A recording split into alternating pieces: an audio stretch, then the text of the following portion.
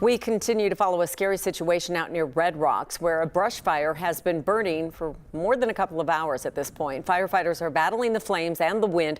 Hurricane force winds have fanned the flames, making for a really dangerous situation. So this fire's cropped up near 70 and 470 between Golden and Morrison.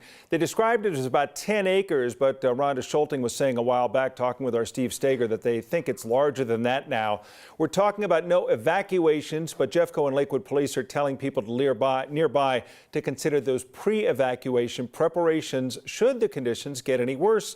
That includes the Solterra subdivision in Lakewood as well as Red Rock. Well, let's get out to Steve Steger. He is near Matthews Winters Park. And Steve, all day we've been worried about how quickly things could change with this wind. Yeah, Tom, and that's the big concern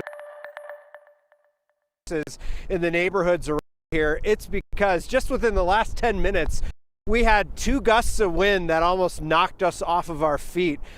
Here we're standing just above Highway 93 near the parking lot of Matthews Winters Park. I want to show you what it looks like. The fire is up on that ridge of the hogback.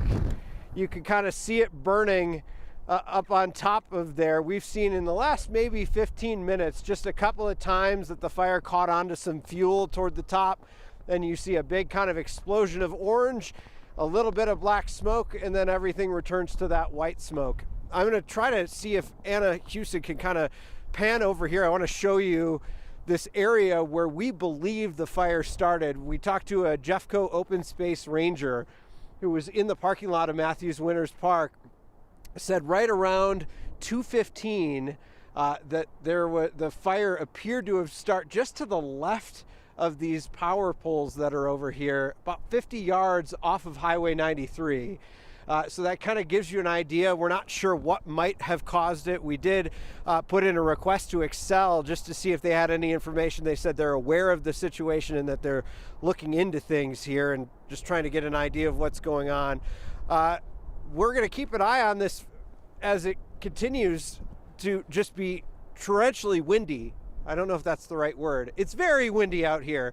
A couple of times, like I said, we've almost been knocked off our feet. There's another gust right now. You imagine what the firefighters who are fighting this fire are dealing with. That was almost on cue. You imagine what they're dealing with. We talked to West Metro Fire's Rhonda Schulting not too long ago.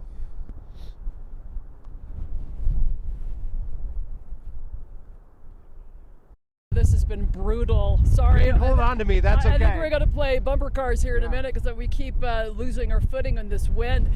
This has been brutal all day like this. You can see how hard the wind is blowing. This fire quickly went upslope, kind of crested, and is slowly backing down the other side. And so with those conditions, you can't get air support up to put anything on this fire. It's all being fought from the ground. There are agencies from all over the West Metro area here helping out, trying to make sure this doesn't turn into something that's worse than it is right now. The good news is we have not heard of any structures damaged, anything like that. A couple areas on pre-evacuation notice, but with winds like this, you want to be ready just in case. Guys, back to you. All right, Steve, certainly traditionally one of the windiest parts of the metro area, certainly feeling it all today. Thank you. Tonight was supposed to be the first concert of the year for the season at Red Rocks, but the wind and now the fire nearby have caused that show to be postponed. Red Rocks had tweeted earlier today they closed the amphitheater to visitors because of the high wind.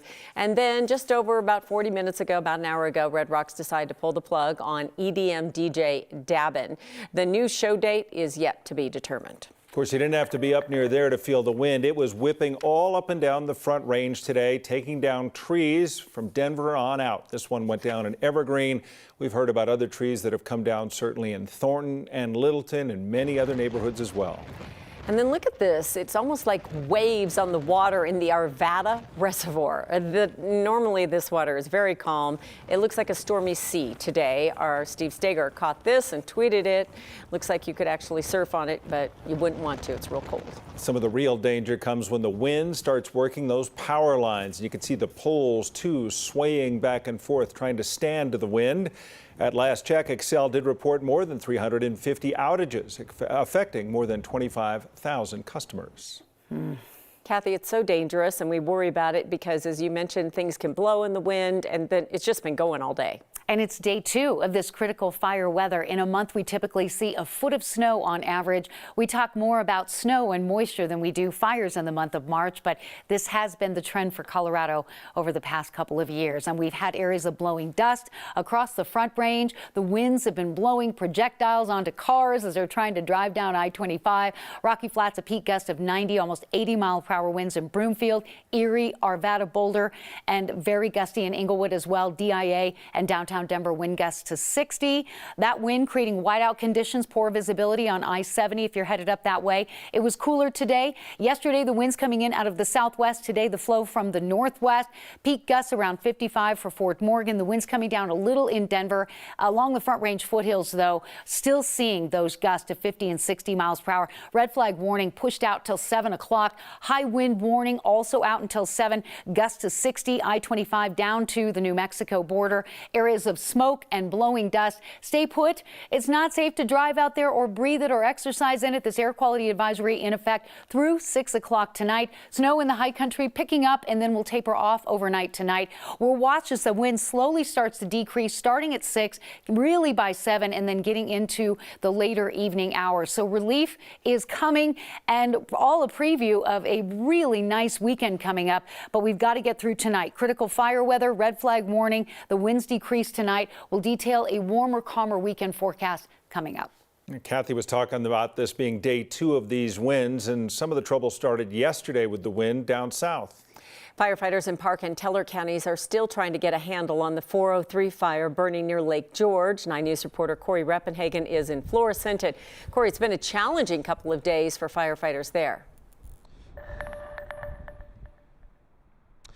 It has. The wind has been a major concern for firefighters. The winds have kind of become a little less frequent over the last hour or so, but when the big gusts do kick in, they are still very strong and still causing problems for the firefighters. They have zero containment around this 403 fire just now. We've kind of made our way up above the town of Florissant on this little bluff, and you can kind of see as Tom pans over, a little bit of smoke kind of blending in over that ridge line with the white clouds. So the firefighters say this is still an active fire with flames still moving, but despite these strong winds, they have been moving a lot slower since last night, and that's because they say it kind of encountered a little bit of some heavier fuels, some of those larger trees, but they are still very concerned because there is what they call light scratchy fuel, which is the grasses,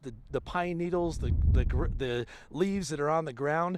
There's still a lot of that in the area of that fire, and they're concerned that the wind is going to blow that out into the open where we can see another bit of explosive development like we saw yesterday. Now, we did actually see them get an aircraft up in these winds and drop a little bit of slurry on this fire, but we never saw that aircraft return. So obviously all facets of firefighting very difficult right now. The good news here is that they've told us that they're not going to do another briefing this evening, and that is because there's no change in the fire behavior and there's no change in evacuation orders. So no one has been added and no one has been taken off those orders. So that all remains the same, as it kind of remains a static situation with no containment around this fire. Now, as we go into the night, we'll wait and see what the winds do. We should get a little bit of a break on over the weekend, Saturday and Sunday, but those winds still should be gusting in the 20 to 30 mile per hour range, so they will still have their hands full of trying to get some containment this weekend. Okay, thank you, Corey. We wish them good luck this weekend. On the east side of town, in the last half hour, firefighters from Aurora say they've contained. There was a brush fire at Parker and Chambers Roads.